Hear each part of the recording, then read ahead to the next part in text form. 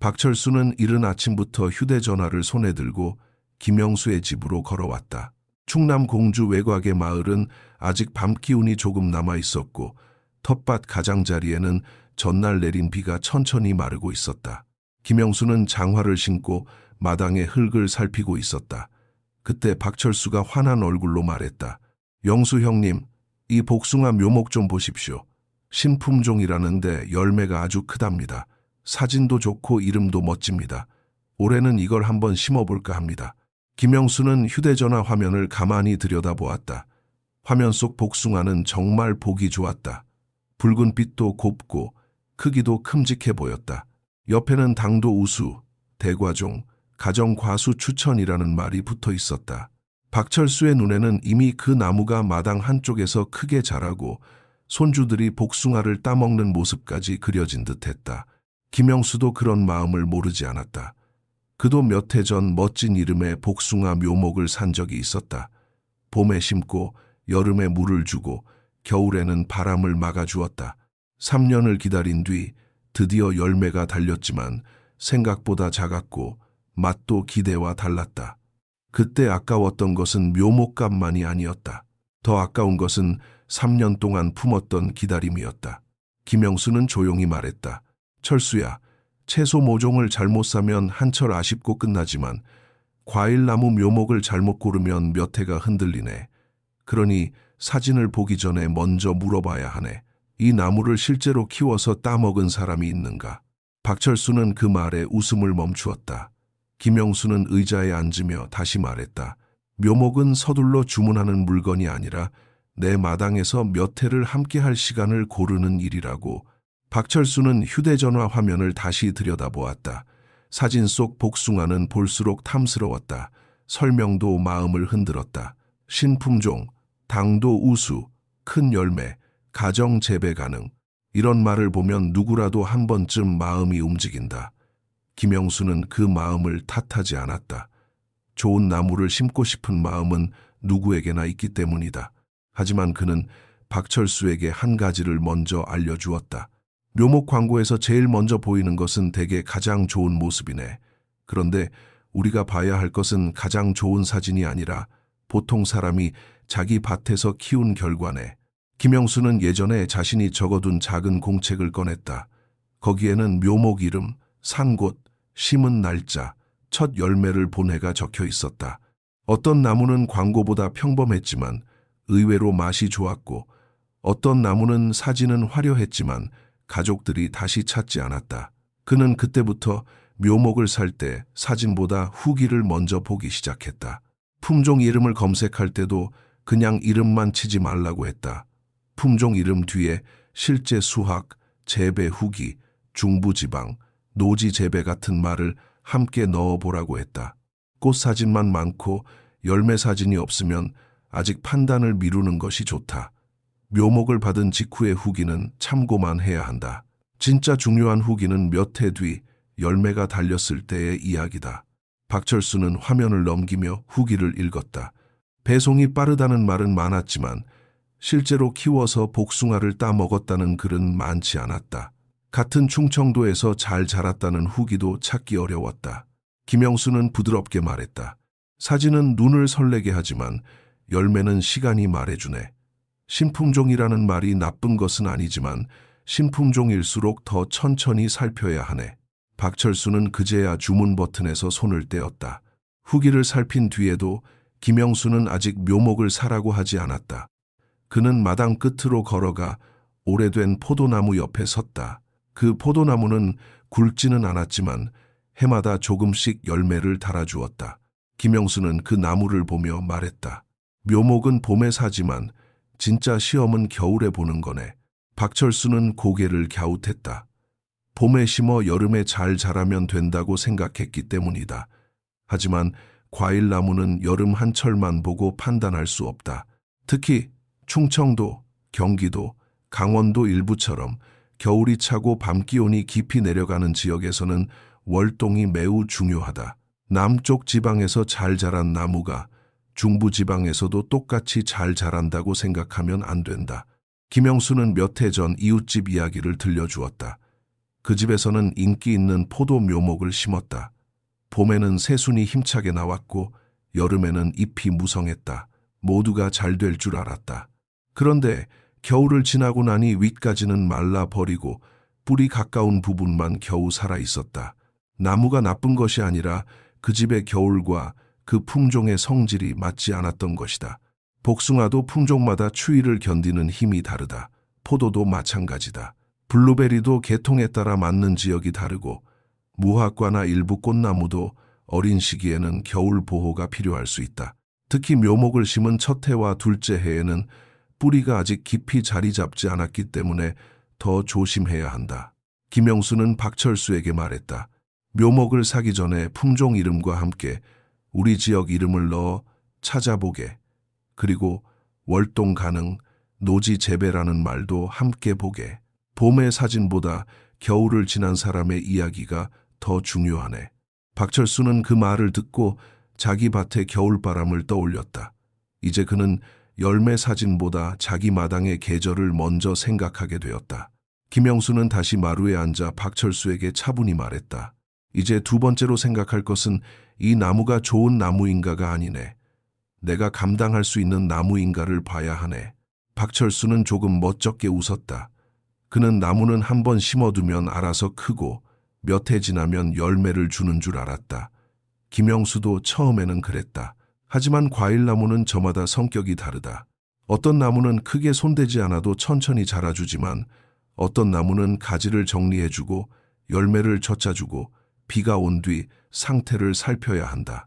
처음 과일나무를 심는 사람이라면 대추, 감, 블루베리, 앵두, 보리수, 살구처럼 비교적 부담이 적은 나무부터 시작하는 것이 좋다. 물론 이런 나무도 물, 햇빛, 흙, 바람을 살펴야 하지만 초보자가 계절을 배우기에 조금 더 편하다. 나무가 자라는 모습을 보며 자신감이 생기면 그 다음 단계로 넘어가도 늦지 않다. 복숭아, 포도, 매실은 조금 더 손이 간다.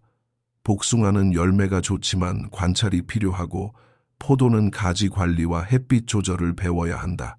매실도 비교적 익숙한 나무지만 해마다 상태를 보아야 한다. 사과와 배는 더 신중해야 한다. 사진 속 열매는 참 좋지만 작은 텃밭에서 처음부터 도전하면 생각보다 일이 많을 수 있다. 김영수는 말했다. 나무에는 좋고 나쁨만 있는 것이 아니네. 내 손에 맞는 나무와 아직 이른 나무가 있을 뿐이네. 박철수는 그 말을 듣고 마음이 조금 편해졌다. 비싼 나무, 유명한 나무, 이름이 멋진 나무가 반드시 자기 마당에 좋은 나무는 아니었다. 자기 생활의 속도, 밭에 나올 수 있는 시간, 가족이 먹고 싶은 과일을 함께 생각해야 했다. 묘목을 고르는 일은 욕심을 키우는 일이 아니라 내 정원의 속도를 아는 일이었다. 김영수는 텃밭 한쪽의 감나무 아래로 박철수를 데려갔다. 그 감나무는 오래된 나무는 아니었지만 해마다 조용히 자라며 제 몫을 해주었다. 잎이 무성하지 않아도 줄기는 단단했고 비가 온 뒤에도 주변이 답답해 보이지 않았다.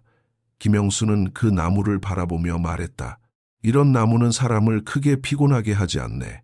그런데 어떤 나무는 자주 들여다봐야 마음을 놓을 수 있네. 과일 나무를 살 때 병이 많은 나무인지도 꼭 생각해야 한다. 복숭아는 잎과 열매를 자주 살펴야 하고 포도는 비가 많고 통풍이 나쁘면 문제가 생기기 쉽다. 사과와 배도 작은 텃밭에서 낭만적으로 보이지만 실제로는 꾸준한 관찰이 필요하다. 병 이름을 많이 아는 것보다 중요한 것은 내가 얼마나 자주 살필 수 있는가이다. 김영수는 어려운 말을 길게 하지 않았다. 대신 이렇게 말했다. 나무도 성격이 있네.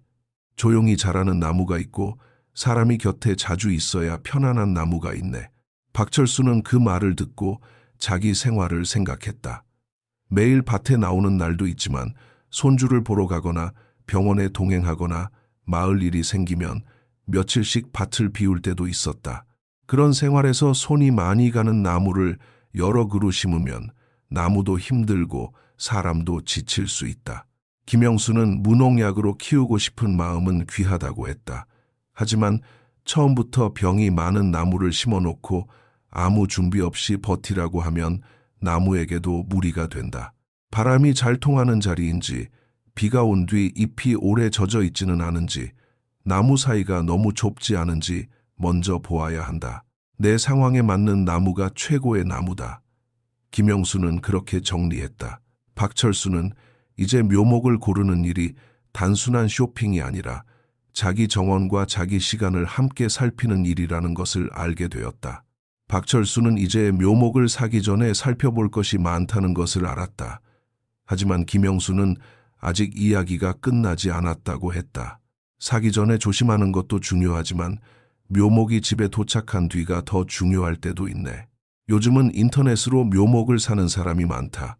편하고 종류도 많다.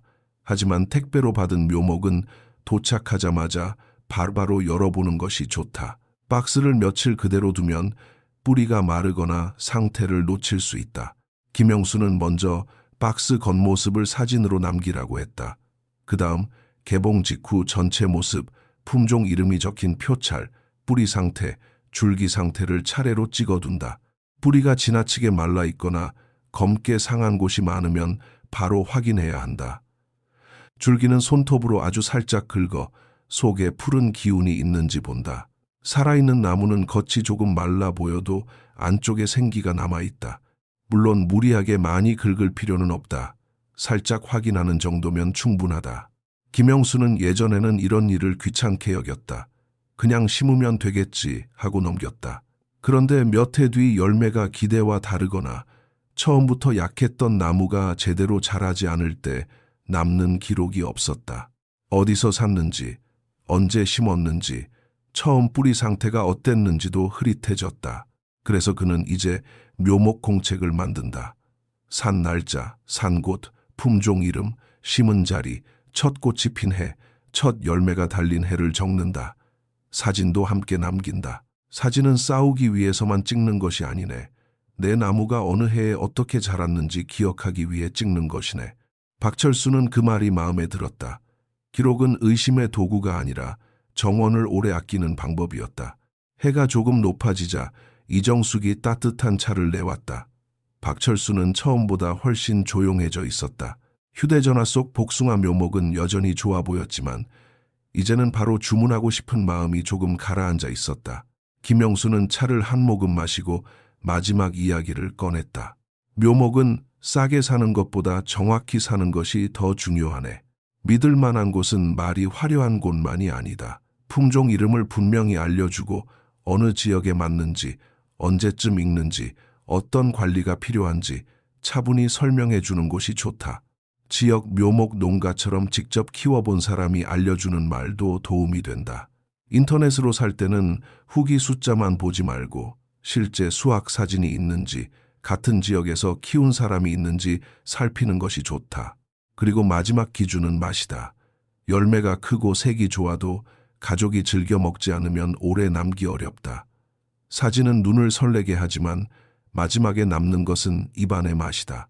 너무 비가 잦은 시기에 익는 품종이라면 일하는 분리가 더 어려울 수 있으니 익는 시기도 함께 살펴야 한다. 김영수는 박철수에게 5가지 질문을 다시 알려주었다. 이 나무를 실제로 키워서 따먹은 사람이 있는가? 우리 지역의 겨울을 지날 수 있는가? 내가 감당할 만큼 손이 가는가? 병이 많다면 내가 자주 살필 수 있는가? 마지막으로 우리 가족이 정말 맛있게 먹을 수 있는가? 박철수는 휴대전화를 주머니에 넣었다. 오늘은 주문하지 말고 조금 더 찾아보겠습니다. 괜히 늦는 것이 아니라 제대로 고르는 거였네요. 김영수는 웃었다. 묘목을 잘 고른다는 것은 욕심을 버리는 일이 아니다. 내 정원에 맞는 기다림을 고르는 일이다. 10분 더 알아보는 일이 3년의 아쉬움을 줄여줄 수 있다. 올해 어떤 묘목을 심을지 고민하고 있다면 먼저 사진보다 후기를 보고 이름보다 지역을 보고 광고보다 내 손과 내 밭을 보자. 그렇게 고른 나무는 오래 기다린 만큼 더 반갑게 자라줄 것이다.